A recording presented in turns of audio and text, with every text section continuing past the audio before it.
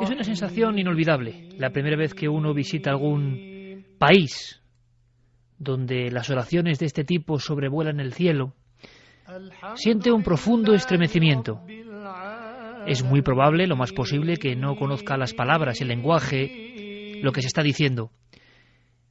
Pero nota, muy adentro, que hay una espiritualidad profunda en el ambiente.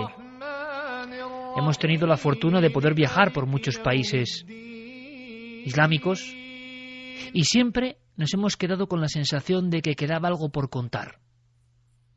Algo que trasladar a nuestros amigos. Un mundo quizá tabú, quién sabe. Quiero preguntarle a todo un experto, a Andrés Guijarro. Andrés, buenas noches, amigo. Hola, buenas noches. ¿Qué estamos escuchando, Andrés?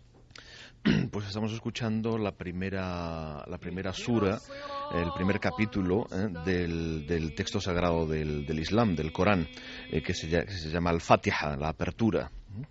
¿Y por qué es importante, y tú lo destacabas, como de alguna forma elemento protector contra el mundo que hoy vamos a descubrir y que tú en parte nos vas a descubrir para toda la audiencia? Ese mundo de los espíritus, espectros, yo no sé si llamarlos casi daimones, seres que no son ni de este mundo ni del otro, seres intermedios. Esto sería una especie de protector espiritual para todo ese universo en el que se cree como una realidad en el Islam. Sí, efectivamente. Bueno, esta sura en concreto es importante por varias razones. Una de ellas tiene una importancia ritual fundamental. Es que en la plegaria ritual del Islam, que realizan los musulmanes 5 veces al día, se llama Salat, es imprescindible. Es decir, la plegaria ritual tiene diferentes fases. Entonces, una de ellas es la lectura de un fragmento cualquiera del Corán, pero es imprescindible leer de forma precedente esta. Se dice que todo el Corán, todo el texto sagrado está contenido en esta primera sura, y bueno, en tanto que el Corán en su lenguaje sagrado, ¿no?, que es el árabe, que es la lengua que vehicula toda la fuerza divina, ¿no?, que tiene el Corán, en ese sentido como texto también que se utiliza para protección, ¿no?, un texto talismánico también, ¿no? La Fatiha es pues uno de los fragmentos más importantes y que se utiliza siempre en los ritos de los que hablaremos luego, ¿no? Ritos, por ejemplo, Andrés, de exorcismo. Por ejemplo. Exorcismos en el Islam. Yo reconozco que soy un absoluto desconocedor de la materia.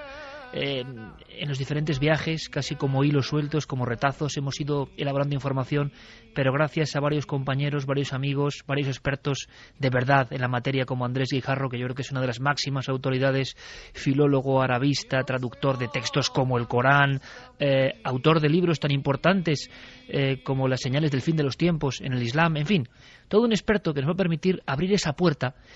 Andrés, un poco quizá más tabú en Occidente que en el mundo islámico. En el mundo islámico no se habla mucho de cara afuera de esto, pero por dentro se interioriza, es mi impresión, y la diferencia. No son solo leyendas, no son solo visiones de unos pocos, no hay la lucha entre lo científico, lo posible y lo imposible. Estos seres de los que vamos a hablar, que son capaces, en teoría, de entrar en otros cuerpos, existen, son una verdad.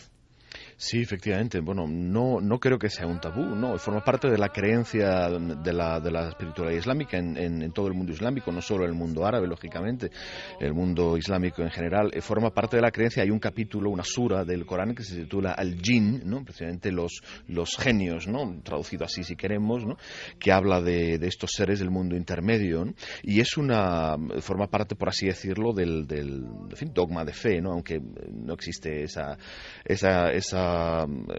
término, no exactamente en la espiritualidad islámica, pero sí forma parte de la creencia asumida de la religión islámica, como puede ser la creencia pues en la profecía en el sentido de la revelación, ¿no?, a través del profeta del Islam, ¿no?, de Muhammad, o la creencia de los ángeles en el otro mundo, en el mundo espiritual. La creencia en el mundo intermedio es una realidad. Estamos hablando de una visión del mundo no materialista, exorcista, para que los oyentes nos entiendan, ¿no? En el que se concibe una pluralidad de mundos, en el que el nuestro es solamente uno de ellos, el mundo material, el mundo de las cosas que se perciben por los sentidos, está sumergido misteriosamente en una pluralidad de mundos que lo rodean, ¿no? Y entonces, si ya el mundo material, ¿no?, el mundo físico es complejo y diverso, los otros mundos, los mundos paralelos, mundos intermedios y más allá en los mundos espirituales son muchísimo más complejos y muchísimo más diversos que el mundo material nuestro, ¿no? Es curioso, Andrés, que la mística en ocasiones, sea cual sea la religión, se aproxima, por lo menos en términos, a lo que en ocasiones la física cuántica o de vanguardia nos va demostrando sobre dimensiones paralelas. En la fábula, en la imaginación o en la verdad, quién sabe, también se diseñaron diferentes espectros del mundo y se podía cruzar. Esa membrana podía ser cruzada por algunos seres que vamos a conocer. Gracias a Andrés Guijarro yo creo que vamos a tener casi una tipología, una descripción de diferentes tipos de seres. Pero Andrés, antes de embarcarnos, me gustaría que los cientos de miles de amigos en todo el mundo se metieran en la nave radiofónica del misterio y viajasen, y sobre todo si nunca han estado en uno de estos países como los que vamos a visitar, que sientan casi ese aroma, un tanto casi hipnótico de estas palabras, estas músicas que va a poner Noel Calero, que inicie un viaje con nosotros a un mundo que recuperamos, simplemente para arrojar luz, para conocer. Una sola cuestión, si puedes con un sí o un no, Andrés, ¿sigue habiendo posesiones y exorcismos y apariciones de estos seres fantasmagóricos hoy? Por supuesto, continuamente. Pues comenzamos, Andrés, si te parece, nuestro viaje empieza. Nuestra idea, nuestro viaje, planea por diferentes lugares, por diferentes desiertos, los lugares de ruina, por ejemplo, los lugares abandonados, y lo veremos desde el principio de la historia. Al parecer han sido enclaves donde lo irracional, lo extraño, lo místico se presentaba, se manifestaba. Antes de eso, hablando un poco de lo que es esa profesión curiosa, ¿no? El exorcista y el exorcismo. Parece que del Islam nos llegan documentos de algunos países y de otros que, sin ser islámicos, comparten esta religión y esta creencia. Existen rituales. Yo le preguntaba a Andrés Guijarro si se parecía lo que conocemos, lo poco que conocemos o vislumbramos del mundo del exorcismo en nuestra religión, vamos a decirlo así, occidental. En la religión cristiana, por ejemplo, sabemos de una serie de doctrinas, una serie incluso de ritos a practicar, y también sabemos lo que le pasa al supuesto poseído. Tenemos un documento que nos trae nuestro compañero Santiago Camacho. Santi, buenas noches. Buenas noches, Iker. Existen, al parecer, documentos periodísticos, ha habido incluso cadenas de televisión que han registrado momentos, se han filtrado este tipo de documentos que antes eran prácticamente prohibidos, muy sagrados, lo siguen siendo, de exorcismos modernos. Exorcismos modernos y exorcismos prácticamente en todos los países, no ya del ámbito islámico, sino en todos los países incluso donde hay una amplia comunidad islámica. Si te parece, vamos a escuchar un documento sonoro que lo ejemplifica muy bien, porque es un exorcismo islámico, pero esto fue filmado en Londres hace un par de años. Y la verdad es que nos vamos a encontrar con cosas que, de las veces que hemos puesto exorcismos católicos en este programa, pues nos van a sonar mucho, si no las palabras, si no el idioma, nos va a sonar mucho la emoción bastante escalofriante de lo que sale por la garganta de la poseída o de la presunta poseída. Una cosa más, Santi, ¿puedes explicarnos en una viñeta visual para que a través de la voz nos hagamos una idea? ¿Qué es lo que se ve en imagen que acompaña este sonido?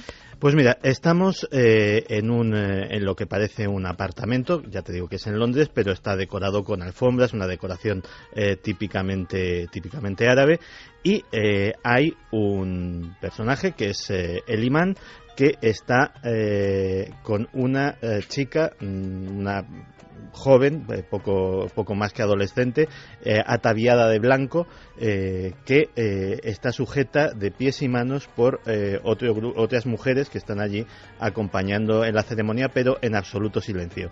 Este hombre empieza a conversar de alguna forma con la chica o con lo que hay dentro de la chica, pero según va reconviniendo, va regañando al ser que la ha poseído, pues la conversación se va tornando cada vez más violenta. Escuchamos y luego nos sacará de dudas o nos aproximará más a la realidad nuestro compañero Andrés Guijarro. Escuchamos este exorcismo moderno en la comunidad árabe, en Londres en este caso. Jangan keluarkan dari badannya. Perhatikan, Jangan keluarkan dari badannya.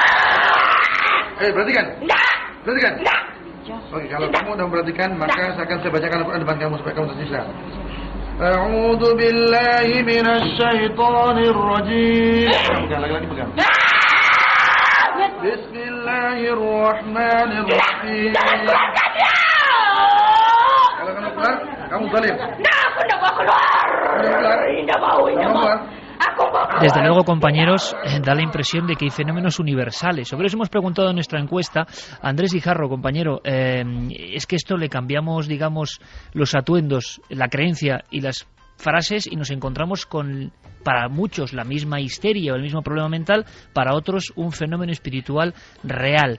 Se estaba produciendo ahí el típico combate entre el hombre de religión, el hombre de fe y algo que se había metido dentro de, en este caso, una chica. No, sí, aparentemente sí. Hay similitudes y hay cosas diferentes entre el concepto de exorcismo en el mundo católico o mundo cristiano en general y mundo islámico. Hay efectivamente muchas cosas en común, pero hay otras que son diferentes. ¿Cuáles son las comunes? Vamos a intentar establecer una especie de comparativa para saber de este mundo que yo creo que es muy desconocido. Bueno, pues vamos a ver, cosas en común. En principio, un ser de naturaleza no humana entra o se aproxima lo suficiente a un ser humano como para robarle parte de su identidad y alterar su estado emocional, su estado físico y en algunos casos suplantarlo, digamos, de forma definitiva, ¿no?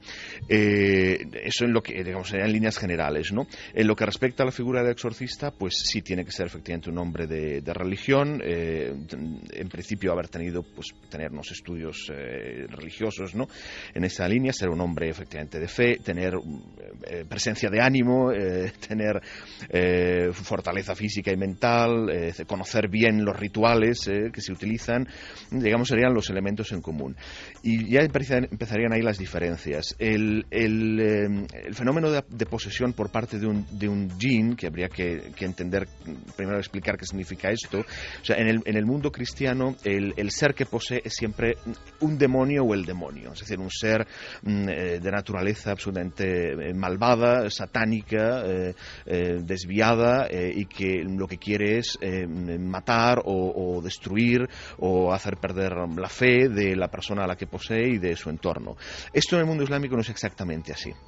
No es exactamente así. El que posee, o la entidad, digamos, que posee al ser humano en el mundo islámico es un jinn, es un ser del mundo intermedio, y como decíamos antes, el mundo intermedio es un mundo mucho más complejo que el mundo físico. Es decir, hay una pluralidad de seres de este mundo, el mundo de los junun, ¿no? Que es el plural de jinn, ¿no? Habría seres, digamos, muy próximos a lo que en principio el jinni o el jinn es un ser que recibe en el Corán la categoría junto con el hombre de Thaqalan, es decir, los seres humanos y los jinn son Thaqalan, es decir, son dos seres que tienen peso literalmente, es decir, que tienen una entidad individual, no son seres del mundo angélico o de un mundo supraformal, son seres que tienen una entidad individual y desde el punto de vista legal de la jurisprudencia islámica, o sea, de la ley sagrada, son seres mukallaf, es decir, que tienen una categoría legal que les hace responsables de sus actos, son seres que tienen voluntad. Ahora bien, dentro de este mundo intermedio hay una pluralidad enorme de seres de naturaleza diversa. O sea, habría, como estábamos diciendo, los que tendrían una naturaleza próxima a la del ser humano y otros que serían seres periféricos, por así decirlo, y no siempre satánicos, no siempre malvados, no siempre demoníacos. Hay un libro muy interesante publicado, no está publicado en español, está en inglés, publicado hace unos años, sobre la tradición del exorcismo en el Islam, que es el resultado de la divulgación, digamos, la tesis doctoral del autor, en el que se incorporan un montón de entrevistas hechas a exorcistas islámicos de muchos países, y es muy interesante sus testimonios, es muy interesante la visión que ellos dan. Por lo tanto, Andrés, permíteme, porque sí. luego vamos a ir poco a poco sabiendo algo de esos seres. Pero hablando primero de esa función tan extraña y que creíamos algunos casi solo propia de la religión católica. Existe, por tanto, el exorcista, es decir, el hombre de fe, de religión, que se dedica a combatir a los demonios en el Islam. Sí, existe. Sí. Normalmente es un imán, efectivamente, una persona que tiene una función, digamos, religiosa, y que por alguna razón se ha especializado, ¿no?, en algunas personas que aparecen en esas entrevistas, algunos exorcistas que aparecen en esas entrevistas que te comentaba, decían que ellos, por casualidad, muchas veces descubrieron su vocación al ver el efecto que su presencia tenía en estos casos, ¿no? Y en otros casos no hay ningún don especial, digamos, simplemente son personas que conocen el ritual y que tienen presencia de ánimo y fuerza interna y externa suficiente como para llevarlo a cabo durante a veces un tiempo muy largo, ¿no? Y como hemos visto, Andrés, se traza una especie de diálogo. Eso sí que ocurre con una curiosa similitud, ¿no? Hay una especie de charla, desde luego nada amigable. Bueno, en el exorcismo católico la tendencia general es a no escuchar al demonio. En fin, lo que se recomienda es que el ser que posee, la entidad que posee, no se la escuche porque es por excelencia un mentiroso y induce al engaño, etcétera. En el exorcismo islámico es lo contrario, es decir, efectivamente se intenta someter a este ser, se intenta hacer que se doblegue a la voluntad del exorcista, lógicamente, que utiliza en el rito el Corán, básicamente es lo que se utiliza, ¿no?, las palabras de poder, ¿no?, que aparecen en el Corán, pero sí que es muy frecuente el entablar un diálogo con la entidad, es decir, se le pregunta cuál es su origen, si es masculina o femenina, cosa fundamental, si luego quieres ampliaremos este tema, ¿no?, porque es un tema muy importante en el mundo del exorcismo en el Islam, o de los junún, ¿no?, en el Islam. Se le pregunta su origen, por qué está haciendo eso, y se le insta a abandonar a ese ser humano, pero sí que es un tema recurrente el de entablar una conversación con la entidad que posee. De hecho, Iker, cuando me estaba documentando para este programa, me encontré con una escena absolutamente infrecuente dentro de lo que sería un exorcismo católico, y era efectivamente en Pakistán un imán que se encuentra con una poseída, habla con el ser que le posee, le pregunta su nombre, le dice que es femenino, que se llama Sita, y automáticamente pues tiene una conversación en términos bastante amables, y entonces el imán le ofrece convertirse en musulmán, porque ella le dice que ella es hindú, porque en realidad no es hinduista de nacimiento, pero se había casado con un jinn masculino y había adoptado la religión de su marido. Entonces consigue convertirla al Islam, y sin mediar otro ritual, simplemente por ese hecho ya consigue que abandone el cuerpo de la poseída. Lo que se le insta, más que en el sentido religioso, ¿no?, a que se convierta en Islam, lo que se le insta a la entidad que posee, ¿no?, al jinni, es que se someta a Dios. Es que en árabe esta palabra es la misma, ¿no? Es decir, se le insta a que se someta a Dios. Es decir, se asume que si ha tomado posesión de un ser humano, está haciendo algo, es un jinn rebelde, digamos, está haciendo algo en contra de lo que Dios les ha dicho a ellos, que es que se mantengan al margen del mundo de los hombres. Si ha ocurrido, ha tenido lugar esta intromisión en el mundo de los hombres, es que se ha rebelado contra esta decisión de Dios, y entonces se le insta al jinn que se someta a Dios, que se someta a la voluntad de Dios y que abandone a este ser, ¿no? Andrés, ahora conoceremos un poco más, después entraremos en el proceloso mundo apasionante de quiénes son estos seres, quién puede poseer, por qué puede poseer, pero nos gustaría saber también si los fenómenos físicos o los fenómenos que experimentan estos poseídos o poseídas en el Islam también son similares a los que hemos recogido en diferentes investigaciones. Antes abrimos las líneas de contacto, que es fundamental esta noche. Carlos Largo, compañero, hemos lanzado una pregunta que yo creo que tiene su enjundia, porque nos damos cuenta de esos paralelismos que son universales realmente, todas las culturas parece que creen en lo mismo e incluso se manifiestan los fenómenos de una forma muy muy parecida, y abrimos líneas de contacto en este mismo instante, compañero. Pues buenas noches, Iker. Lo primero, y sí, como decías, abrimos esas vías de contacto y el debate de la semana en Milenio 3 en la página web ikerjimenez.com. La pregunta que lanzamos hoy es ¿por qué las posesiones y las apariciones son un fenómeno universal? De momento, los resultados de las dos respuestas que hemos puesto van así: 68,4% porque hay una realidad ajena al ser humano que se manifiesta, y 31,6% porque la mente humana crea esas fantasías. Por supuesto, interesante.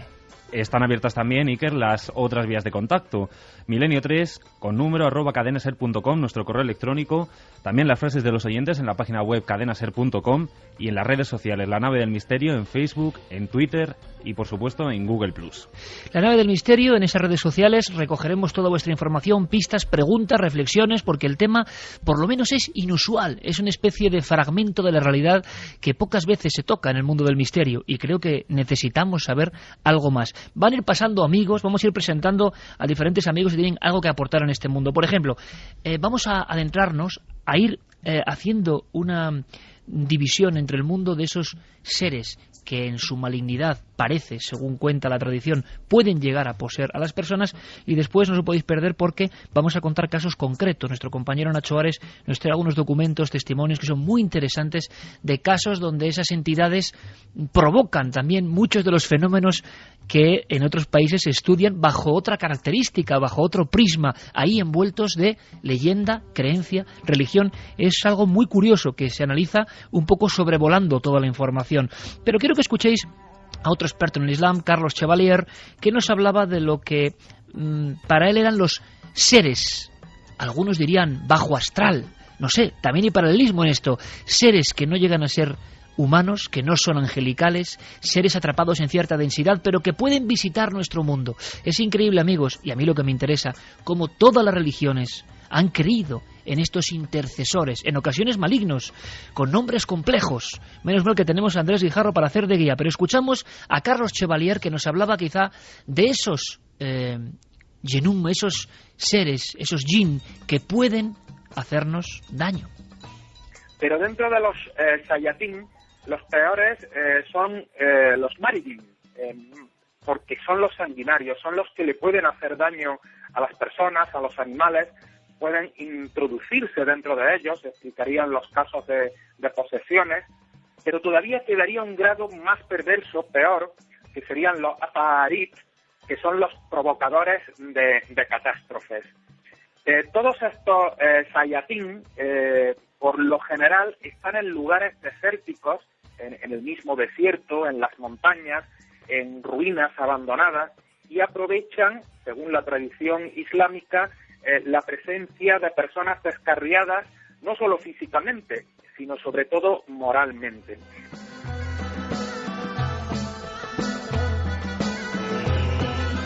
Arenas, ruinas, lugares desolados, vamos a visitarlos. Andrés, parece otra de las características, entornos propicios. Esto siempre me ha parecido muy interesante, porque arqueología y misterio, por muchísimos motivos, y nuestra audiencia lo sabe, han estado siempre como engarzadas, ¿no? En muchos lugares, en nuestra propia tierra, incluso en España, donde ha habido yacimientos arqueológicos, se van superponiendo como si fueran sustratos, precisamente de un yacimiento, de una cata arqueológica, otro tipo de sucesos y leyendas. En el mundo islámico parece que pasa lo mismo, y me gustaría mucho esta primera radiografía. Lugares abandonados de este tipo, lugares antiguos, lugares con difuntos, no son muy recomendables, porque uno se puede encontrar con estos seres del mundo intermedio, ¿no? Sí, efectivamente. Bueno, hay el mismo profeta del Islam, el mismo Muhammad, nos recomendaba que cuando se pasara al lado de unas ruinas o de algún vestigio de una civilización ya desaparecida, que se pasara uno muy rápido y que se tapara la cabeza con su manto, ¿no? Él mismo lo hacía así, ¿no? A ver, los Junun están donde están los hombres. Cuando en un lugar los hombres han desaparecido, ellos permanecen. O sea, los lugares lugares, digamos, residuales, ¿no? Los lugares en ruinas. No es que ellos los busquen, es que son lugares en los que estaban con los hombres se fueron y ellos quedaron, ¿no? Entonces, es por eso por lo que se deben evitar. También se recomienda, efectivamente, no viajar en solitario por lugares solitarios, precisamente por eso, ¿no? Porque uno nunca está solo en realidad, ¿no? Y siempre, todas las tradiciones espirituales, en el Islam una de ellas, aconsejan no quedarse desprotegido, ¿no? En determinadas situaciones, ¿no? Para un hombre tradicional, para un hombre que pertenezca a una civilización tradicional, sería muy sorprendente, ¿no? Ver cómo en nuestra civilización moderna, contemporánea, los hombres nos encontramos en la mayoría de los casos en una situación de extrema vulnerabilidad y desprotección frente a realidades y mundos en los que estamos inmersos y desconocemos. Es decir, no llevamos a cabo ritos de protección, no tenemos ningún instrumento en nuestra civilización moderna, ¿no? Y materialista para protegernos de realidades que, bueno, en algún caso nos pueden perjudicar, ¿no? Andrés, ¿sabemos algo de esas realidades? En una religión de corte iconoclasta, de alguna forma, como el Islam, quizá no haya, claro, representaciones gráficas que nos puedan servir, pero ¿hay algún estudio, alguna crónica que hable de el aspecto? ¿Qué estamos hablando? ¿De una silueta, de algo inmaterial, de un aire, de una figura monstruosa? ¿Cómo son estos seres espirituales extraños? El Corán, el libro sagrado del Islam, que habla en el capítulo que habla de ellos, dice que fueron creados, dice literalmente, min marish min nar, que se traduce algo así como una mezcla entre fuego y aire o un fuego sin humo. Esto es una forma de referirse a la substancia, ¿no? Por así decirlo, de la que están compuestos. Es una sustancia sutil que no es material ni es absolutamente espiritual, que es intermedia. Un fuego sin humo. Sí, o una mezcla entre aire incandescente y fuego, ¿no? Es simplemente una forma de indicar cuál es la naturaleza de estos seres, ¿no? Es efectivamente una naturaleza intermedia, no es luminosa o espiritual, absolutamente inmaterial, como puede ser la angélica, ni es física, como puede ser la de los hombres o la de los animales.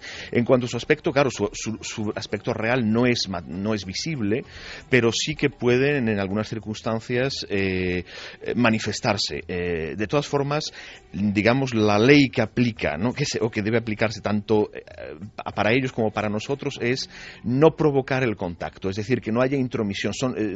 Según la tradición islámica, ellos están en este mundo desde antes de la aparición del hombre, fueron creados antes de la aparición del hombre, o sea, nos llevan ventaja en ese sentido, pero son mundos que no deben entremezclarse. Y cuando esto ocurre, pues hay casuística al respecto, ¿no? Quiero decir, hay posibilidades de que alguno de esos seres tome una apariencia individual y entre por razones X en nuestro mundo y cohabite o coexista con los humanos, pero es la excepción y no es recomendado en absoluto provocar ese contacto, ¿no? ¿Cómo se provoca ese contacto? Pues según la tradición islámica, por ejemplo, a través de, digamos, actividades invocatorias tipo magia, tipo brujería, lo que hoy llamaríamos pues la ouija, espiritismo. Es decir, son actividades invocatorias que abren puertas a seres de este mundo que no respeten la ley que se aplica tanto a ellos como para nosotros, que es la de no entrometerse, ¿no? Uno en el mundo del otro. Sí que se insiste en que ellos son mucho más conscientes de nuestro mundo que nosotros del suyo. Es decir, son en cualquier caso las cosas que se dicen, ¿no? En la tradición islámica de los Yunun son las mismas que en las tradiciones occidentales antiguas se han dicho de los elementales, ¿no? Yo desde aquí recomiendo, por ejemplo, a nuestros oyentes, si se quiere conocer la naturaleza de estos seres en profundidad, que se acceda a un libro que sí que está publicado en español, del gran sabio del siglo XV, Paracelso. Es un libro que en español se tradujo el título como El libro de las ninfas o algo así, si no recuerdo mal. Está publicado, creo, en Obelisco hace ya algunos años, y ahí hace un examen pormenorizado de la naturaleza de estos seres, de la diferente tipología, etcétera, de la misma forma en que se puede hacer en la tradición islámica. Pues vamos a seguir ahondando. ¿Cómo son esos seres? ¿Por qué el exorcista del Islam pregunta si el espíritu que posee es masculino o femenino? Hay ritos, frases, vamos a escucharlas, de protección. ¿Sabéis que, por ejemplo, incluso las pirámides ni más ni menos que las pirámides de Egipto estuvieron envueltas por fantasmas, según la tradición y algunas crónicas, o que algunos de los grandes cronistas del tiempo árabe en España dejaron por escrito también encuentros con estos sucesos en ciertos lugares. Bueno, yo creo que va a haber que descubrirlo. Y después, además, vamos a tener muchísima información y algunas novedades. Una sección de Zapping Internacional que trae nuestro compañero Diego Marañón, reportaje sonoro de Javier Sierra, hora para la conspiración. Bueno, pero ahora, como siempre, lo primero, las noticias del misterio en la SER. Misterio en la localidad coruñesa de Betanzos, donde un colectivo cultural ha dado a conocer una ciudad subterránea que se esconde bajo la actual. Un entramado de pasadizos, la mayoría de ellos inaccesibles, que desembocan en los aledaños de la iglesia Santa María de Azogue y en varias casas del municipio que disponen de un acceso privilegiado a esta ciudad oculta. ¿Pero para qué se utilizaba? Nuestra compañera Teresa Villas de Radio Galicia nos lo cuenta. Algunos documentos hablan de estas galerías como minas de mercurio autorizadas durante el reinado de Carlos III, pero todavía hoy se oyen leyendas que apuntan a la existencia de tesoros escondidos. La Asociación Cultural Dédalo de Bric ha dedicado los últimos 20 años a su estudio, defiende que su construcción es anterior y el hecho de que todos los túneles acaben bajo la iglesia de Santa María do Azogue les ha llevado a pensar en un uso ritual de estos espacios. De La Coruña nos vamos hasta Cádiz, donde expertos en genética de la Universidad Complutense de Madrid han constatado la presencia fenicia en esta localidad en unos esqueletos hallados en el Teatro Cómico de la ciudad. El paleopatólogo Manuel Calero nos habla de cómo estaban los cuerpos. A 4,5 metros de la altura del suelo actual aparecieron individuos sin enterrar y con signos de muerte in situ por hechos violentos. A uno se le pudo hacer un TAC y se supo que tenía una fractura de fémur y una malformación en la cabeza, en el cráneo. Estaba boca abajo y con la mano izquierda alzada. Junto a él, aproximadamente a 5 metros y algo, había otro individuo sin cabeza y con una gran piedra de unos 50 kilos sobre sus piernas. ¿Y cómo llegan los especialistas a la conclusión de que esos restos son fenicios? Manuel Calero nos lo cuenta. Como hubo suerte y en los 3 individuos había restos de dientes, pues se pudo hacer ADN mitocondrial. El individuo del siglo VIII ha dado un haplotipo, o sea, una secuencia genética absolutamente un ADN fenicio. ¿Y qué ocurre con el individuo más joven? El ADN muestra un 50% de marcadores genéticos típicamente fenicios y otros 50% del marcador genético que se llama H. Y vamos con una noticia sorprendente. Según publica el diario inglés Daily Mail, el expresidente de Estados Unidos, Eisenhower, tuvo 3 contactos con extraterrestres. Esto es lo que afirma Timothy Good, ex asesor del Pentágono y del Congreso de Estados Unidos. Al parecer, los encuentros se llevaron a cabo en 1954 en la base aérea Holloman, en Nuevo México. Eisenhower, con el apoyo del FBI, organizó estas cumbres interplanetarias donde los extraterrestres les hicieron saber que venían con intenciones pacíficas. Según Good, la primera reunión se concertó con humanoides de apariencia nórdica, pero el pacto de no agresión definitivo se firmó con una raza popularmente conocida como grises.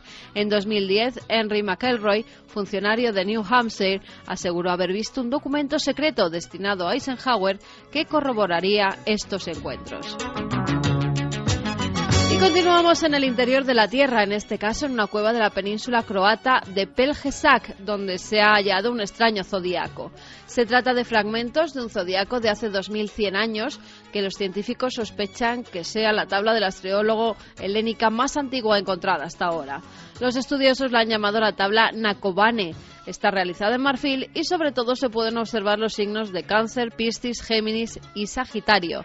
El arqueólogo y biblista Javier Alonso nos habla del interés que tenían los pueblos de aquella época por conocer el futuro.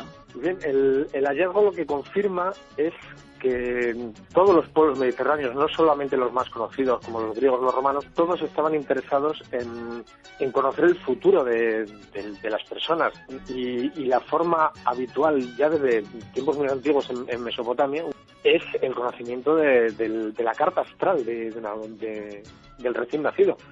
La posición del Sol, la Luna y todos los planetas en el momento del nacimiento.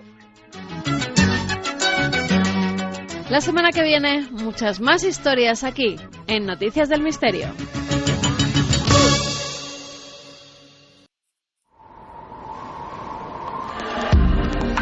Nunca antes habías estado tan cerca de lo desconocido. Milenio 3. Cadena Ser.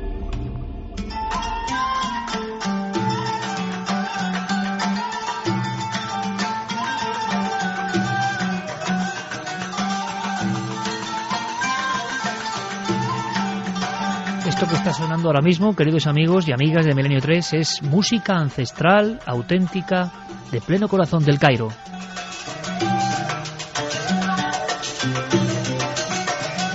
Y claro, uno cree vivir una película cuando se envuelve de todo esto y más si persigue los misterios, como por ejemplo hace nuestro compañero Nacho Ares.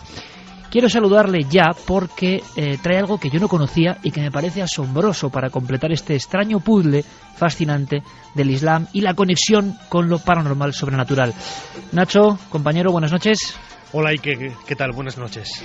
Yo no sabía algo que tú me contabas, que nos va a contar ahora uno de tus entrevistados allí in situ en el Cairo, y es la conexión entre las pirámides y los espectros, los Jinn, que parece que rondaban por las ruinas más célebres de toda la Tierra, yo creo. Vamos a escucharle si te parece y luego me amplíes la información, ¿te parece?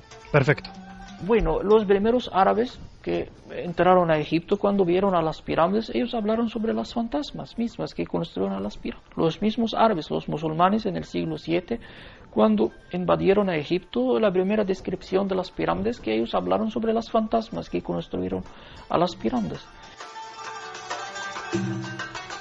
Hemos escuchado bien, me parece maravilloso, no sé de dónde viene esta tradición, quizá ante la complejidad de las construcciones, una teoría que yo jamás había escuchado, pero que allí se comenta, Nacho, en el Cairo se comenta, en los tiempos arcaicos, fantasmas o seres de otro mundo construyeron las pirámides, y lo dicen los egipcios. Desde luego que sí, escuchábamos a Walid Mamdouh, que es un guía egipcio, intérprete de español, muy buen amigo nuestro y que sigue muy de cerca Milenio 3 desde tierras del Nilo, ¿no? Y hace eco de una tradición que es milenaria, en efecto, como escuchábamos ahora en este testimonio, los árabes, los primeros musulmanes, cuando llegaron a Egipto y vieron las pirámides, vieron que aquellas construcciones eran realmente insólitas, desde luego no solamente por la forma, sino también por la interpretación que ellos hacían de esas construcciones.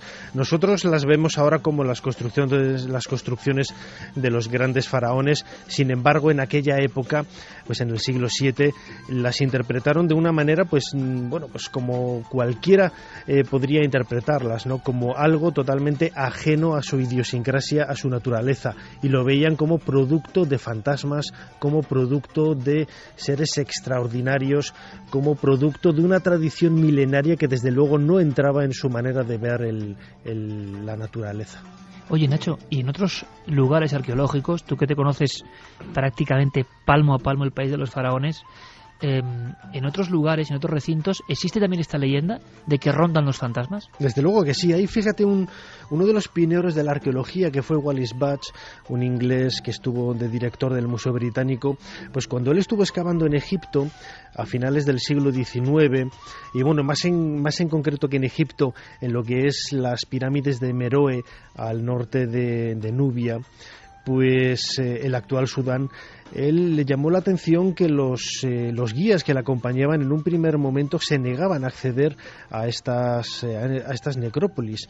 Ellos siempre habían sido bastante recelosos de ir a estos lugares, y fíjate, Iker, que él lo que cuenta en sus diarios de trabajo, lo que cuenta Wallis Budge, es que él tuvo que acercarse en primer momento en solitario, porque cuando los dos guías que iban junto con él para ir a ver estas pirámides, le dijeron: no, maestro, nosotros nos quedamos en este lugar, y si quieres ir tú, adéntrate tú mismo a este lugar tenebroso e insólito, y nosotros te esperamos aquí. Es mucho el miedo que tienen todavía los musulmanes en acercarse a estos lugares, ¿no? Porque están rodeados de secretos que para ellos siempre están vinculados al mundo de los fantasmas y de lo insólito.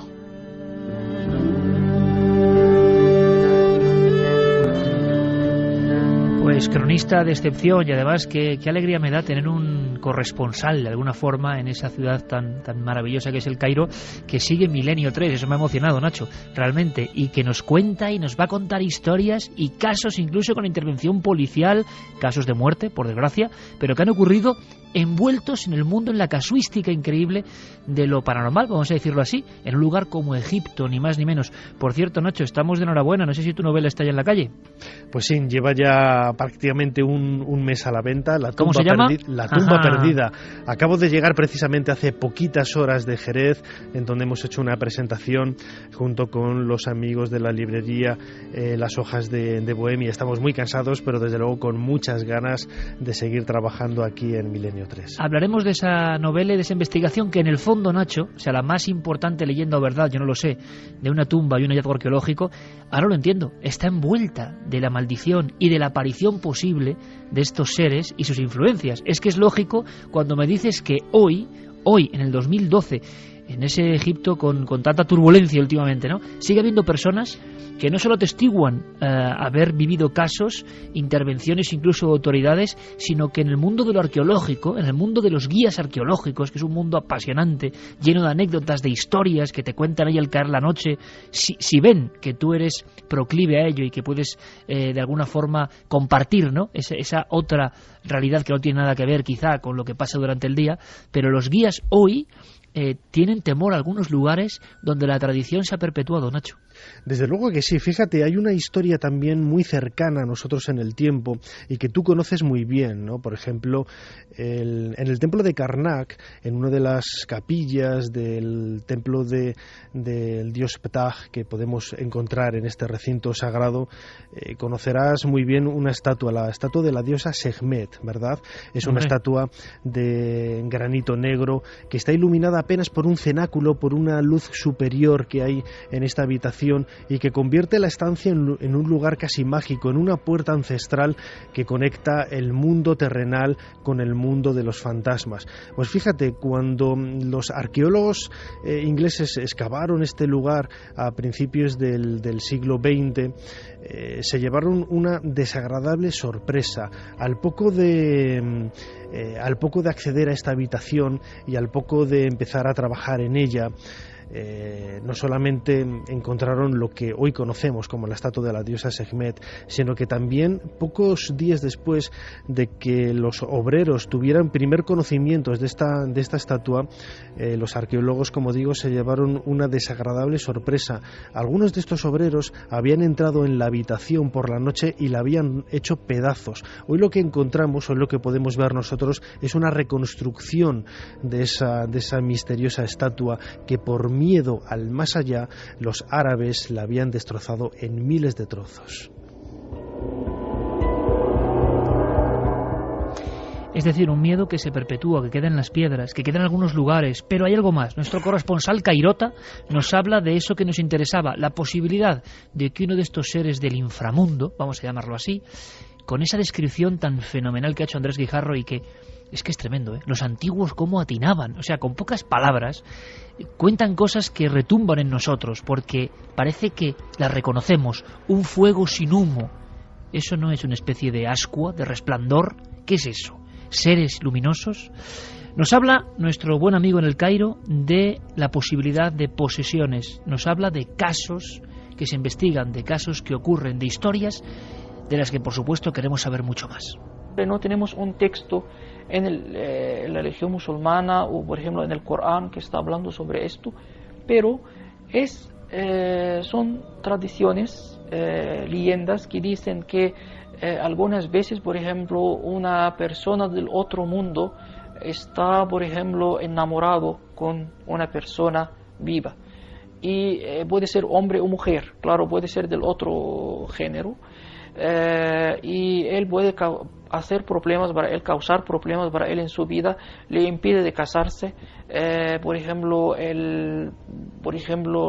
puede hacer obstáculos en su camino del casamiento y muchas veces puede causar, por ejemplo, el divorcio.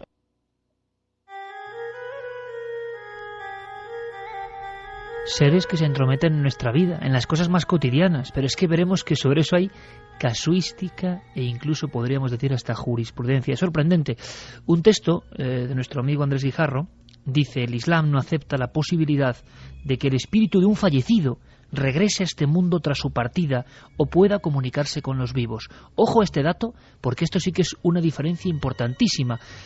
El fantasma, el eterno fantasma de nuestro mundo occidental, es el que vuelve del más allá. La eterna historia que viene desde el mundo grecorromano, el muerto que se presenta de nuevo para decirnos algo. Esto, Andrés, es importante. En el Islam no ocurre, el muerto no vuelve para hacer estas cosas. Siempre es la acción de estos seres del mundo intermedio, ¿no? Sí se considera la posibilidad de que, por ejemplo, en un sueño, alguna persona, un ser que haya fallecido de este mundo, se entiende, se aparezca para dar algún mensaje de índole espiritual a la persona. Esto sí se acepta. Ahora, el concepto occidental de fantasma, es decir, el espíritu del fallecido que pues lleva a cabo determinadas actividades en nuestro mundo, o incluso se le puede ver, se le puede contemplar de una u otra forma, no. La tradición islámica no niega la fenomenología en absoluto, lo que le da es otra interpretación. Todos esos fenómenos de tipo pues paranormal, poltergeist o apariciones fantasmales, etcétera, siempre se vinculan, es decir, cuando están relacionadas aparentemente con una individualidad de este mundo que ha fallecido, con un ser humano que ha fallecido, siempre se vinculan a un tipo de jinn que en árabe se le llama qarin, que significa efectivamente compañero, y que consistiría en un jinni, un jinn, un ser de ese mundo intermedio, que ha ido acompañando a esta persona durante toda su vida, porque ha tenido algún tipo de afinidad especial hacia él, por razones misteriosas, ¿no? Que obviamente no se conocen. Ha ido acompañando todos los días de la vida, o prácticamente todos los días de la vida, a esta persona, de tal forma que ha ido creando una especie de personalidad doble, ¿no? De forma que si este qarin no es bueno, digamos, es de naturaleza negativa, cuando la persona, el ser humano, ha fallecido, y según la tradición islámica, pues su esencia espiritual ya está en el mundo espiritual y no va a volver de ahí, no va a comunicarse con los seres humanos. Si durante algún tiempo este qarin, jinn gemelo, digamos, de este ser humano al que ha estado agregado, digamos, toda su vida, sí que puede fingir o hacer ver a las personas que todavía siguen aquí, a familiares, amigos, etcétera, o seguir apegado, digamos, a la realidad física, doméstica, etcétera, que era de la persona que ha fallecido, y manifestarse de alguna otra forma, incluso a veces de forma voluntaria, imitando la personalidad del ser fallecido, para engañar, para, en fin, perturbar, para molestar o para aterrorizar, incluso si decimos si este qarin es de naturaleza negativa, ¿no? O sea, el qarin sería un poco un clon del más allá, de alguna forma, ¿no? Sí, un calco, una sombra. Sí, efectivamente. Este es un mundo muy complejo. Vamos a ver, el mundo de los seres del mundo intermedio son seres de naturaleza psíquica, por entendernos. Entonces, muchas veces resulta muy difícil saber dónde termina el ser humano y dónde empieza el jinn, o dónde empieza el jinn y dónde termina el ser humano. Algunos sabios del Islam han dicho que de los elementos que componen al ser humano, de todos los elementos que componen al ser humano, materiales, psíquicos, sutiles, energéticos, espirituales, el ser humano es un agregado de todos esos elementos. El ser humano tiene un grado muy alto de naturaleza jinn. De naturaleza jinn, es decir, de alguna forma un elemento de nuestra naturaleza comparte esa misma naturaleza de estos seres del mundo intermedio, ¿no? Vamos a hacer una cosa, vamos a escuchar otra oración que nos ha proporcionado Andrés Guijarro, otra oración que hace de talismán. No es, es un versículo. Sí, son todos los ritos del exorcismo, que pueden tener pequeñas diferencias entre exorcista y exorcista, se basan fundamentalmente en la utilización de determinados versículos del Corán. Es decir, es la herramienta por excelencia, ¿no? Esto es, Andrés, el Ayat al-Kursi. Sí, efectivamente, es la ley del trono, ¿no? Vamos a escucharlo y nos cuentas qué es, porque esto de que un ser de otro mundo se pueda entrometer de alguna forma, poseyendo o no, pero haciendo la vida imposible, incluso con temas amorosos por en medio, nos ha sorprendido, y creo que esto nos va a proporcionar todavía datos que nos van a dejar alucinados. A mí y a la audiencia lo vais a comprobar. Escuchamos estas palabras, Ayat al-Kursi. Andrés, cuéntanos, ¿esto qué es? ¿Qué estamos escuchando? Bueno, esto es un fragmento de una sura más larga del Corán y es por excelencia el fragmento talismánico del Corán. Todo el Corán en sí mismo es talismánico, es una herramienta de protección, en tanto que en su lengua sagrada, atención, no en las traducciones, sino en su lengua sagrada, en la lengua que fue revelado, que es el árabe, y que es la lengua, digamos, que vehicula todas las bendiciones y que vehicula la energía, ¿no? divina, por así decirlo, y que se puede utilizar con estos fines. Este fragmento y las dos últimas suras, los dos últimos capítulos del Corán, son dos suras breves, una que se titula Al-Falaq, ¿no? La aurora, y la última que es An-Nas, los hombres, son por excelencia las tres herramientas básicas del exorcista en el Islam. Y los usos que puedo hacer de ella, pues si quieres entramos en ellos ya, ¿no? Por supuesto, directamente, y sobre todo, si es posible, que no hablemos solo de fábula, sino de realidad creída profundamente, como que uno de estos jinn puede entrometerse en matrimonios, puede poseer a mujeres o a hombres. Vamos, eso tiene que ver con lo que comentábamos antes, una de las diferencias entre el concepto de posesión en el Islam y en el cristianismo. El cristianismo la posesión siempre es producto de la malignidad del ser que posee, ¿no? Que es de naturaleza satánica o demoníaca. En el Islam no siempre es así. Hay veces que sí y hay veces que no. Hay veces que es producto de una especie de obsesión que tiene este ser por un ser humano. Entonces, podemos decir que un grandísimo porcentaje de las posesiones en la tradición islámica vienen de seres que en la tradición occidental se les denominaría incubos o súcubos, es decir, seres que entran o se vinculan de alguna forma al ser humano por una pulsión de índole sexual, una especie de atracción de naturaleza sexual, o el equivalente que sea para ellos, ¿no? en su mundo. De forma que hay muchos de los ritos del exorcismo, cuando el exorcista le pregunta ¿por qué te has entrometido en la vida de esta persona? ¿Por qué has entrado en ella? La respuesta del jinn es que le ama o que le desea o que quiere casarse con él o que está enamorado de esta persona y que no le va a dejar, etcétera, ¿no? Es muy, muy, muy frecuente, y en esos casos no sería una posesión de naturaleza satánica, sería producto de una obsesión o de obsesión amorosa, qué curioso. Sí, o de un especial una especial afinidad de algún tipo que se nos escapa obviamente por parte de estos seres del mundo intermedio, de estos Junun, hacia esta persona en concreto, ¿no?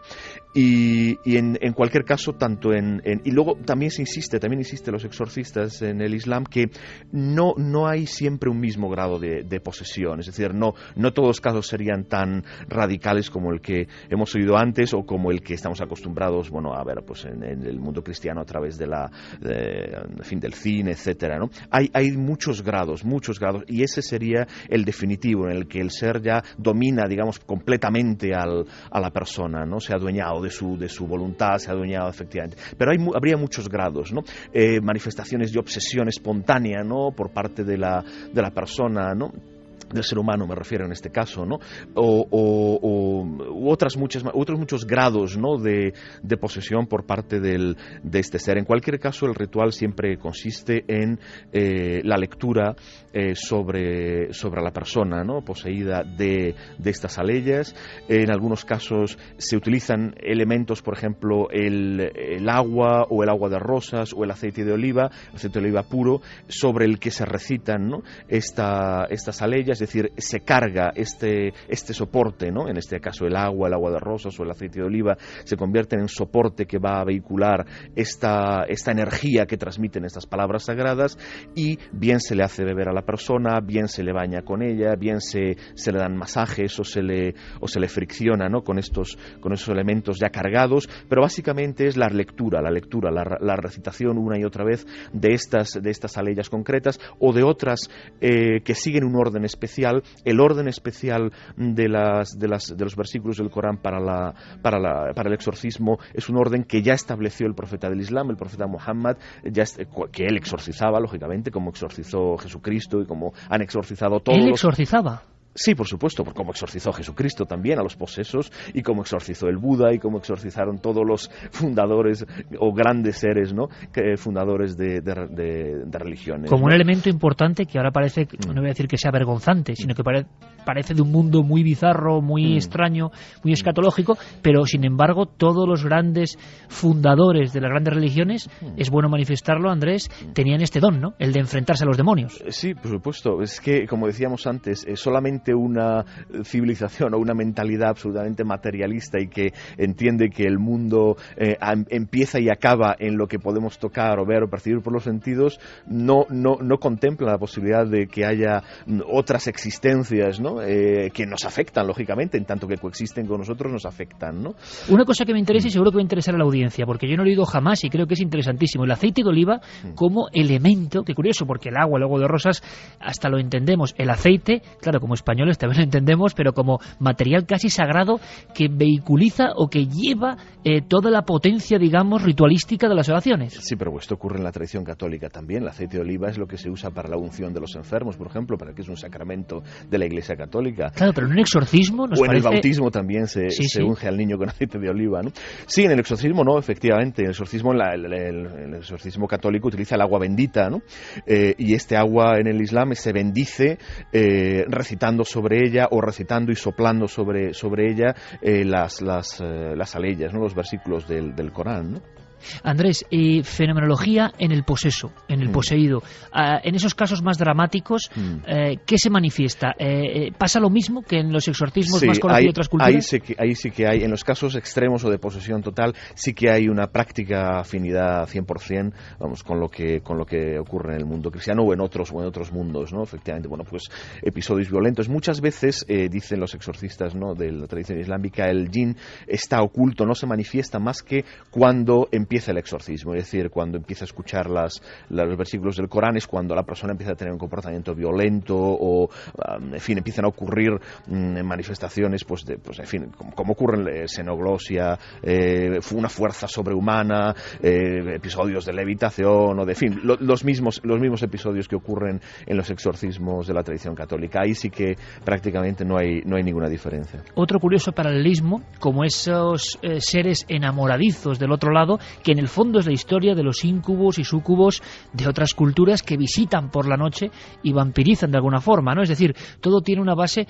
que es muy común. Santi, tú has estado indagando en la cuestión de casuística y ahora Nacho nos va a contar unas cosas junto con nuestro corresponsal en el Cairo, realmente interesantes, de casos concretos, de casuística concreta, pero parece que esa especie como de efectos clásicos, xenoglosia, titanismo, autolesiones, ocurren hoy en los diferentes países de ámbito islámico y están ocurriendo también los exorcismos y algunos incluso se están filmando.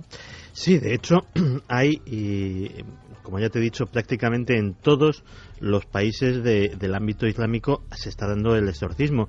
De hecho, ahora mismo incluso en Egipto hay, para que veas hasta qué punto está metido en la tradición y en la religión, hay un famoso sacerdote copto que está llevando a cabo exorcismos, obviamente de cristianos, pero que está atendiendo también a muchísimos árabes, a muchísimos musulmanes que están que se ponen a su disposición. Y viceversa también, hay muchos cristianos coptos, o algunos, muchos, que acuden a exorcistas musulmanes. Esto en Egipto, donde coexisten las dos religiones, eso es relativamente habitual. Y desgraciadamente también he constatado un fenómeno que también se da en la tradición del exorcismo cristiana, que es el exorcismo que sale mal o el exorcismo que es llevado a cabo por alguna persona no preparada o especialmente fanática. Recordemos los casos pues del exorcismo del Albaicín o del exorcismo de Annalise Mitchell, que fue llevado a cabo por sacerdotes pero también acabó fatal. Hay ejemplos en el Islam también. Y hay ejemplos en el Islam. De hecho, tengo aquí ahora mismo el caso de una joven marroquí de 22 años que murió durante un ritual de exorcismo porque fue obligada a beber 11 litros de agua presuntamente para la purificación. De hecho, los padres de la joven quisieron detener el exorcismo y llevarla en ambulancia, pero el exorcista o presunto exorcista les detuvo diciendo que era la única forma de expulsar al demonio de allí. También me he encontrado pues los típicos, este encajaría más con lo del exorcismo del Albaicín, personas que no tienen ninguna cualificación, que directamente se meten por fanatismo o por, llamémosle entre comillas, buena voluntad a una tarea de estas. Y en Kuala Lumpur el año pasado se dio un caso atroz en que un joven, Muhammad Fauzi, de 23 años, ha sido sentenciado a una larga pena de prisión porque acabó con la vida de sus dos padres, de ambos progenitores, al quererles practicar un exorcismo que además, según la prensa birmana, es muy comedida y entra muy poco en los detalles, pero a los que sometió, cito textualmente, a abusos imposibles de reproducir. Lo cual pues da mucho lugar para la imaginación. Pero efectivamente, o sea, igual que ha habido en el ámbito cristiano, pues exorcismos que han acabado mal, pues también evidentemente los hay en el mundo musulmán. Es curioso porque estamos aprendiendo una vez más, y ahora escucharemos vuestras reflexiones, opiniones, preguntas, para pasar luego a la casuística que está pasando hoy, que está ocurriendo hoy, casos recientes que me parecen muy interesantes y de los que yo jamás había oído hablar, pero es cierto que nada parece casual. La lucha entre la luz, las sombras, el bien y el mal, en todas las religiones del tiempo más arcaico, parece que tienen los mismos patrones, y eso ya en sí es una gran pregunta. No todo es quizá azar o las cosas se inventan por pura fantasía. Sobre eso iba un poco la encuesta. Da la sensación de que hay unos bloques, unos cimientos. Da igual la religión, da igual el pensamiento hacia dónde derive después. Parece que hay unas bases que nos cuentan la misma historia, una sin duda estremecedora y fantástica historia.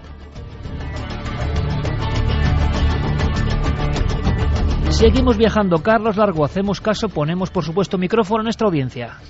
Vamos a repasar la encuesta de la semana en Milenio 3 en la página web ikerjimenez.com. ¿Por qué las posesiones y las apariciones son un fenómeno universal? Ahora mismo, un 67,7% opina porque hay una realidad ajena al ser humano que se manifiesta, y el 32,3% de nuestros oyentes opina porque la mente humana crea esas fantasías. Reflexiones, pensamientos al aire, a las ondas, nunca mejor dicho, de nuestros oyentes. Juan Antonio Ortiz Sánchez nos comentaba: esta práctica era común en las sociedades antiguas y tenía su origen en la magia. En la antigua Babilonia o Irak, los sacerdotes rompían una imagen de arcilla o de cera que simbolizaba al diablo, con el fin de destruir al demonio real. Los griegos y los egipcios realizaban ritos similares. Muchas religiones siguen hoy practicando el exorcismo en todo el mundo. Qué interesante mensaje, por cierto, y qué bien documentado. Nacho también nos decía: impresionante el exorcismo, sin entender el idioma se veía esa lucha, esa confrontación y el grito desgarrador. Gran tema el de hoy. Diego Brito Álvarez, la primera, nos se refiere a la respuesta de la encuesta, a la de que es una realidad ajena al ser humano. Él opina que independientemente de la ideología, esas fuerzas oscuras son propias del mundo, incluso diría del universo. Varían las creencias y los ritos, pero lo que no varía es el fin y la fe.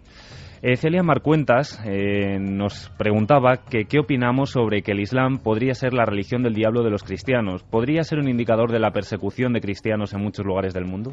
Bueno, es un tema interesante y del que hablaremos y del que se está investigando, y prepararemos un dossier que creo que va a sorprender en un futuro. Silian también nos comentaba: las posesiones y las apariciones son un fenómeno universal porque el mal no entiende de razas ni culturas. Las posesiones se producen en personas que le tienen tanto miedo al mal que creen que está dentro de ellos. Juan Miguel, por ejemplo, decía: ¿hay también casas encantadas en el mundo árabe? Ah, qué buena pregunta. Pues mira, Carlos, vamos a hacer una cosa. Vamos a escuchar a el buen amigo de Nacho Ares, nuestro oyente y corresponsal en el Cairo. Vamos a dejar que nos cuente algo y ahora Nacho ahonda y da más datos, porque las manifestaciones de estos seres se parecen tanto a la casuística que otros llamarían paranormal. Es decir, yo planteo esto, ante los mismos fenómenos, el matiz cultural, el matiz tecnológico, el matiz de la persona concreta que los interpreta es quien da el nombre, quien bautiza. Fenómeno de poltergeist. Y luego si ocurre, por ejemplo, en una barriada del Cairo hace unos años, es un jinn, ¿no?, que está actuando. Pero en el fondo lo que se está observando parece muy similar. Escuchad, por favor, con muchísima atención. Era una viuda que vivía con su hijo en una casa. Escuchaba un sonido extraño que le llamaba, la invitaba para hacer relaciones sexuales. Y es una fantasma. Ella llamó a la policía y informó a ellos pero claro, era una cosa ridícula para ellos. Bueno, esta voz la dijo que él va a visitar a su casa a las 5 de la tarde. Si ella no se casa con él va a matar a su hijo. La policía fue a la casa y toda la casa estaba arrodillada de todos los lados. A las 5 de la tarde ellos encontraron las ventanas, se abrieron muy rápido, entró un viento y escucharon todos a una voz que dijo: te he avisado. Ella agarró a su hijo, estaba abrazando a él. Esta fantasma o este espíritu sacó al hijo de sus brazos y la echó en el techo y le mató. Nacho, abuela pluma, historias que has recogido y en este caso historias con intervención policial y de final de los años 60. Sí, apareció publicado como testimonio de una de las informaciones recogidas por las investigaciones de Said Ismail, un periodista egipcio que suele publicar temas de este sentido, ¿no?, en el periódico Al-Akhbar, ¿no?, en las noticias. Como vemos, es un caso que a nosotros nos llama la atención, ¿no?, por estar enfocado y enmarcado en la tradición islámica, en el mundo árabe, pero que tendría muchos paralelos en lo que hoy denominamos nuestra tradición occidental, ¿no?, nuestra propia tradición natural. Y sin embargo vemos que tanto en un entorno como en el otro los ámbitos, los problemas siempre son muy parecidos, ¿no? Y aparecen voces, aparece un increscendo y el tema sexual por en medio también, otra vez. Efectivamente, antes lo comentaba Andrés Guijarro, el tema sobre todo, como bien comentabas ahora, de la fenomenología extraña y sobre todo con esos pequeños matices, esos flecos vinculados al mundo de la sexualidad de los jinnas, pues nos resulta bastante curioso, ¿no? Y tiene una serie de salientes que todavía no tienen explicación. Es curioso, Nacho, luego me comentarás, porque hay periodistas, algunos curiosos en cuanto a su proceder, porque informa de este tipo de sucesos envueltos de leyenda, envueltos en ocasiones de datos, y bueno, sus publicaciones no dejan de ser un material sumamente interesante, como esto que nos cuenta ahora Carlos Chevalier, y es las oraciones tradicionales, no las que emplea el exorcista, sino las oraciones, vamos a decir, para salir al paso, o casi las frases que se comentan, se dicen, esto imagino que es tradición puramente popular, entre quienes creen que estos jinns pueden aparecerse en cualquier momento. Escucha, ya veréis qué interesante. La más efectiva, dicen que es pronunciar la frase en el nombre de Dios en árabe, Bismillah. Suena fortísimo, repetida y enérgicamente. Sin embargo, los sufíes de Al-Ándalus tenían por costumbre algo todavía mucho más corto, que era pronunciar el pronombre sagrado, él, en árabe. Él, en árabe, referido a Dios, se dice Huwa, pronunciado no como H aspirada, sino con lo más profundo de la garganta, cerca del esternón. Eso pronunciado con una cadencia como de fa sostenido era lo que hacía que cualquier jinn maligno se apartara rápidamente, y si era un jinn creyente, ayudara al hombre a seguir por la vía del Islam que había elegido. Esto en el fondo es llegar a lo más profundo y lo más humanizado de los ritos, como cuando escuchamos en la eterna Galicia, todavía hoy, hacer el círculo alrededor de uno para protegerse de las ánimas o de las apariciones. Pequeña ritualística, ¿no?, pero muy interesante, un valor antropológico tremendo. Como, por ejemplo, este gesto que me sorprende porque lo he escuchado en algún otro lugar del mundo. Veréis qué curioso. Hay algunas costumbres, por ejemplo, extrañas que hacen, por ejemplo, en la boda, en las zonas, por ejemplo, populares, que, por ejemplo, el novio o el marido pone su ropa al contrario, al revés. Bueno, él dice que esto también para expulsar a los espíritus y los genios, algo así. Por ejemplo, él pone la ropa íntima al contrario. Ritos cotidianos, Nacho, ritos cotidianos que se siguen practicando en el Cairo del 2012. Desde luego que sí, nos hace ver un poco, bueno, esa frontera, ¿no? Ese limes tan sutil y en ocasiones difícil de interpretar y de concebir, en el sentido de que este tipo de tradiciones pues rompen este tipo de, como digo, de fronteras, ¿no? En ocasiones, Andrés también seguramente tendrá más información para aportar datos. En el mundo musulmán, todo aquel fenómeno extraño, todo aquel fenómeno insólito siempre se relaciona con el mundo de los jinn, ¿no? De los espíritus, de los jinnas. Y sin embargo, la manera más sencilla de buscar protección ante lo insólito es el Corán, ¿no? Cualquier objeto sagrado, cualquier objeto cotidiano, mejor dicho, adquiere esa sacralidad llevando escritos sobre él versos del Corán, ¿no?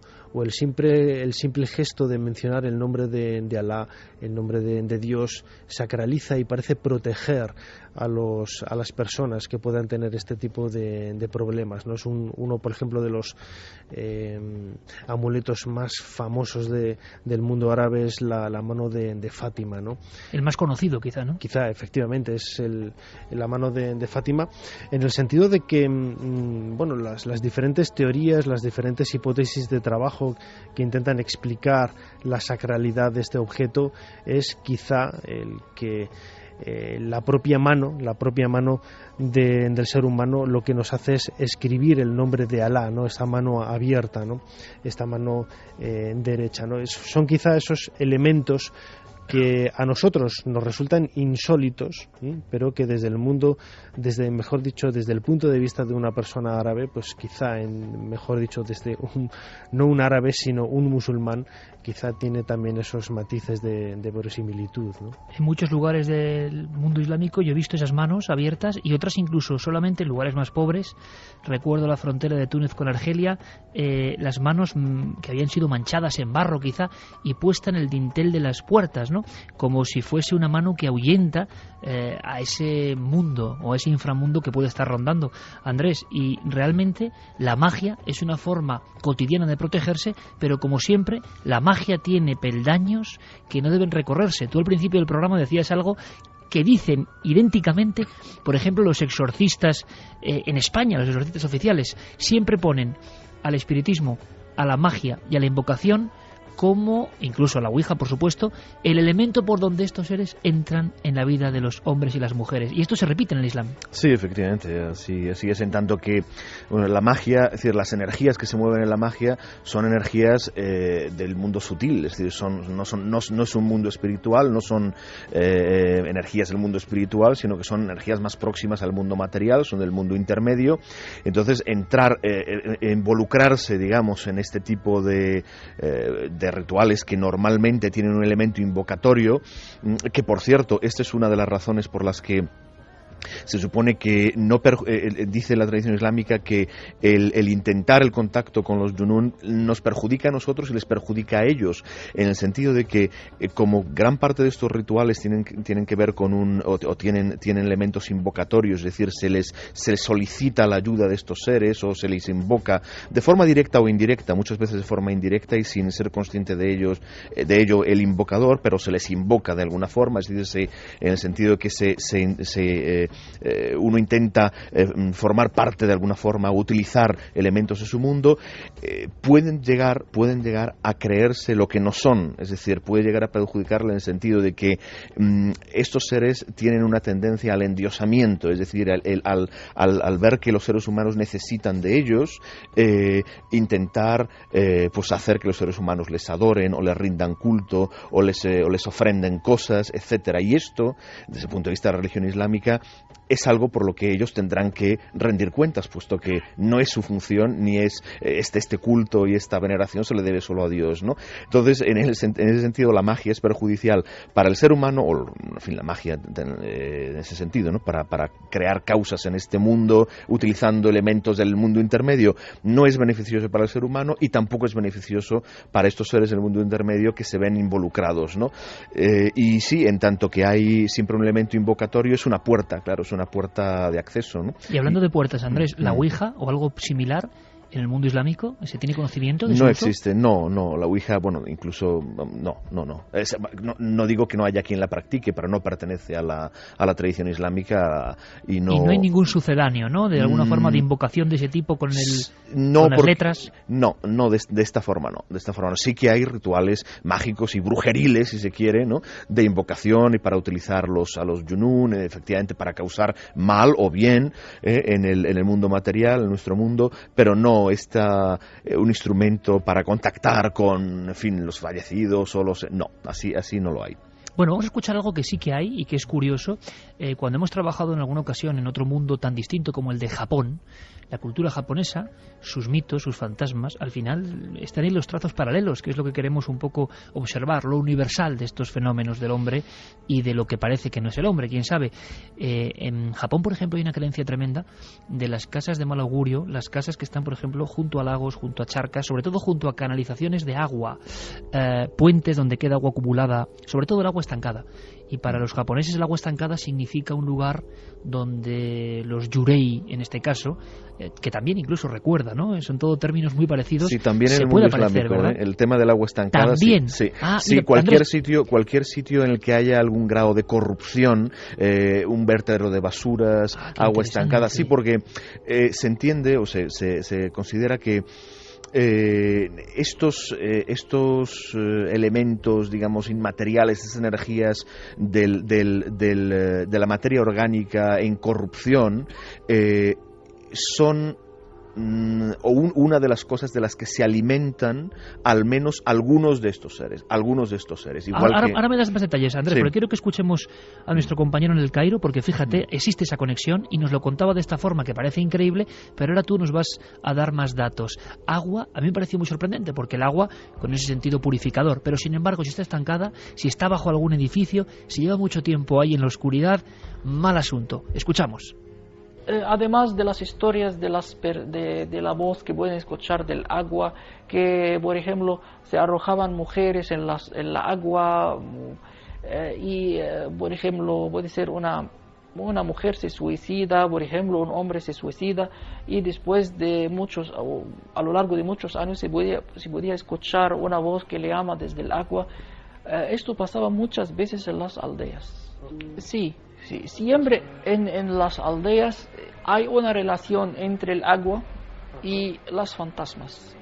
Siempre cuando estás cerca, tienes una casa cerca de un lugar que tiene agua, un canal de agua, por ejemplo un brazo del río Nilo, hay posibilidad de ver algo extraño. Alguien que te llame desde el agua, una voz extraña, algún ruido. Alguien que te llame desde el agua. Qué curioso paralelismo ha surgido aquí, Andrés, ¿verdad? El agua junto al hogar, el agua quizá como, no sé, espejo yo que puede adentrar esto. Lo que estaba diciendo esta persona, una cosa es efectivamente lo que él decía, que corrientes de agua o desde el río se oyeran voces o hubiera alguna presencia allí. Esto es una cosa, esto es algo que aparece también en la tradición de los elementales en Occidente, son las ondinas, son las ninfas ratas del agua que atraían a los hombres, ¿no? Ahí estaríamos hablando de un jinn que habita el agua, es decir, un jinn del agua, igual que los hay del aire, igual que los hay de la tierra, pues los hay del agua, entonces sería un jinn del agua. Otra cosa son las aguas putrefactas o las aguas estancadas, eso es diferente. Ahí la presencia de los Yunun tiene que ver con los efluvios, digamos, de esa putrefacción, igual que en un sitio en el que, bueno, pues digo, un sitio inmundo, un sitio sucio, un vertedero de basuras en los que hay, digamos, efluvios no solamente físicos, sino también sutiles. Estos son los que atraen, ¿no? Estos, y normalmente, claro, se dice efectivamente los Yunun que habitan estos lugares, los Yunun que se alimentan de la putrefacción o de los efluvios sutiles de la putrefacción, son normalmente Yunun negativos, ¿no? Son malvados o son perversos o no son luminosos, digamos, no necesariamente perversos, satánicos, demoníacos, como decía, simplemente es que hay que entender que el concepto de Yunun, sobre todo los que causan molestias, ¿no? Los que causan problemas, ¿no? al ser humano, no es exactamente, como decíamos, el concepto de Satán. En el mundo cristiano, lo satánico, al final Satán se ha terminado convirtiendo en una especie de antidios, ¿no? De un ser poderosísimo, un ser que en el mundo islámico el mundo de los Yunun o la influencia de los Yunun negativos se puede considerar más como una infección, es decir, es un fenómeno de infección que puede ser más grave o puede ser menos grave. Entonces, si es menos grave, si es un fenómeno de infección, digamos, leve, bueno, pues es fácilmente, con todas esas herramientas que da la misma tradición islámica, la fuerza de los versículos del Corán, etcétera, pues se atenúa. ¿Qué es una infección más grave? Bueno, pues es el mismo medicamento, pero en dosis más altas, ¿no? Entonces no tiene ese componente, no tiene, incluso los mismos exorcismos, si se ven, y algunos grabados, en fin, y filmados, no tienen ese componente tan solemne como tiene el exorcismo católico. Es una cosa mucho más cotidiana. Es muy interesante esas entrevistas que aparecían en este libro que comentaba al principio de los exorcistas, como con la naturalidad, claro, es algo a lo que ellos se enfrentan todos los días, ¿no? La naturalidad con la que hablaban de los diversos grados de posesión, de cómo afrontaban ellos el ritual, en fin, de forma muchísimo más cotidiana, muchísimo más natural que no el exorcismo como lo entendemos y que nos viene a la cabeza pues cuando mencionamos la palabra exorcismo. Nos aparece el padre Carras inmediatamente, claro, y la película, ¿no? Con toda esa parafernalia y todo eso. Pero no, quizá, Andrés, es porque sí, se cree realmente en ello.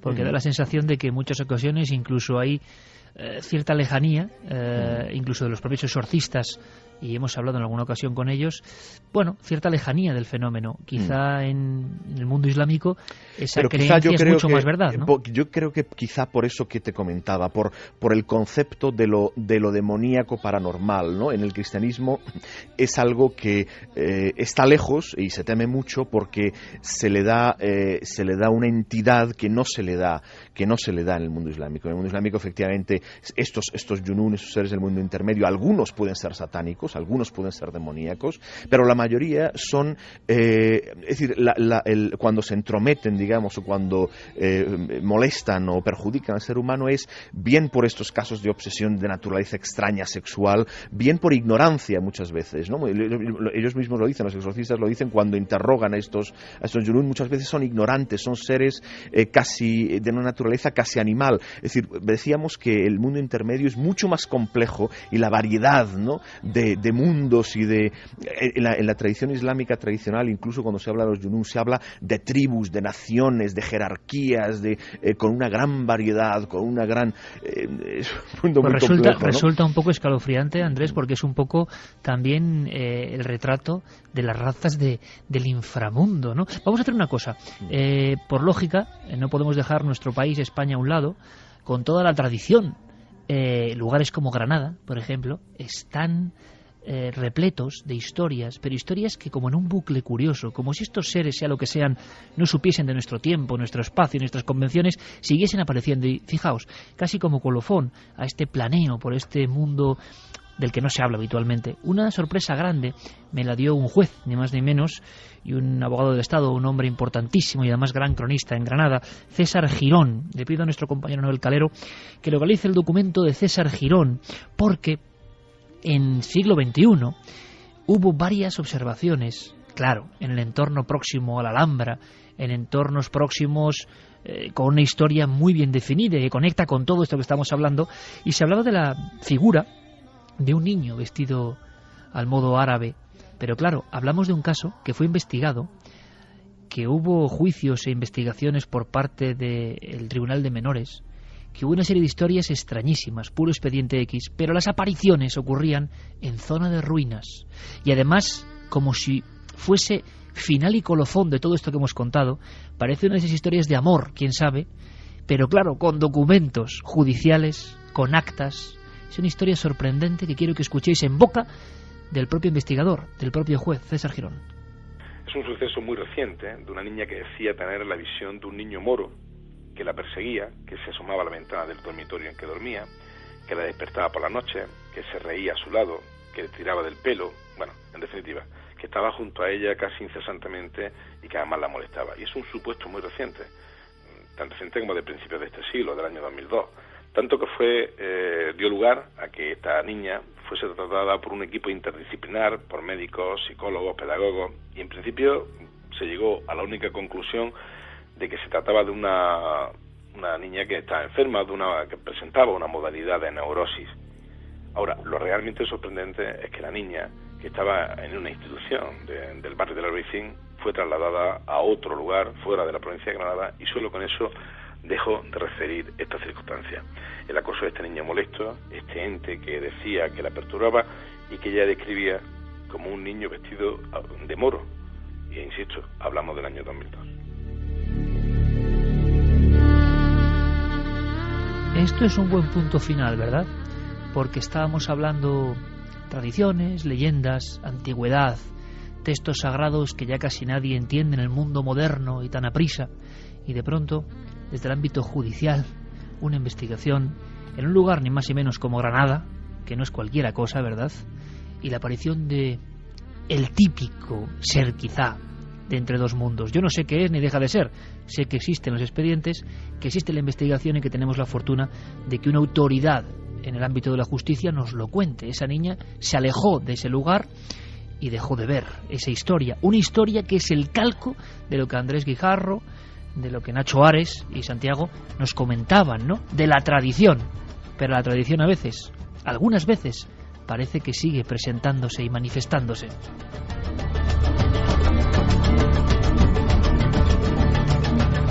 Y con este punto final, para asombrarnos, para comprobar que todas estas cosas no solo son viejos legajos, sino que ocurren en silencio, en ámbitos de los que no suelen salir, y que gracias a la amistad que tenemos con tanta gente nos lo pueden contar y os lo pueden contar, nos quedamos con cierto escalofrío, ¿no? ¿Quién sería ese niño, esa aparición? ¿Un djinn? ¿Quién sabe? Yo quiero agradecer a Andrés Guijarro y a Nacho Ares, a ambos el esfuerzo que han hecho por contarnos unas cuantas cosas, por hacernos aprender y por trazarnos un mapa absolutamente desconocido para la gran mayoría, estoy seguro. Así que yo os lo agradezco de todo corazón. Un abrazo muy fuerte, amigos, y gracias por trasnochar con nosotros en Milenio 3. Muchas gracias, un placer, Iker. Buenas noches, Iker. Gracias, compañeros. Por cierto, don Santiago Camacho, en el mundo islámico hay equipos de investigadores que persiguen estos fenómenos.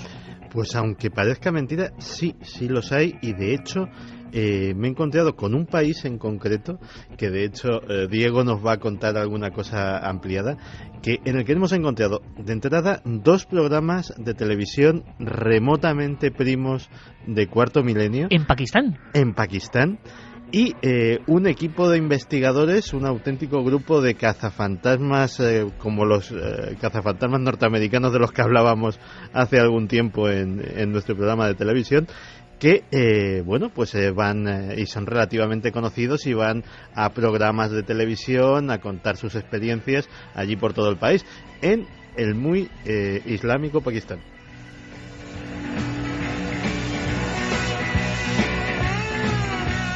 Bueno, pues después de conocer un poco el mundo de los jinn, de los yenum, de los amores casi de ultratumba, de las tradiciones que luego se convierten en casos que han pasado incluso en nuestro propio país y han llegado a los papeles de la justicia, de conocer un poco que hasta en las pirámides hubo tradiciones de seres inmateriales, de conocer también, ¿por qué no?, que las ruinas, lugares como los vertederos y ámbitos con aguas estancadas no son muy recomendables porque puede aparecernos lo imposible de repente, después de conocer historias de la policía y de supuestas muertes, e incluso de investigadores que publican en los periódicos de mayor tirada del mundo islámico, después de conocer todo eso, yo os invito a una tercera hora que puede ser apasionante. Se nos ha ocurrido algo que os voy a contar, lo hemos llamado zapping internacional. De vez en cuando tenemos que saber qué se hace por ese mundo sorprendente. Países diferentes, lenguajes por supuesto diferentes, pero el misterio como punto de mira. Y también no os podéis perder de verdad el reportaje, el cuaderno sonoro, el cuaderno de campo sonoro de Javier Sierra. Arqueología audible de alguna forma. Es sorprendente y escalofriante.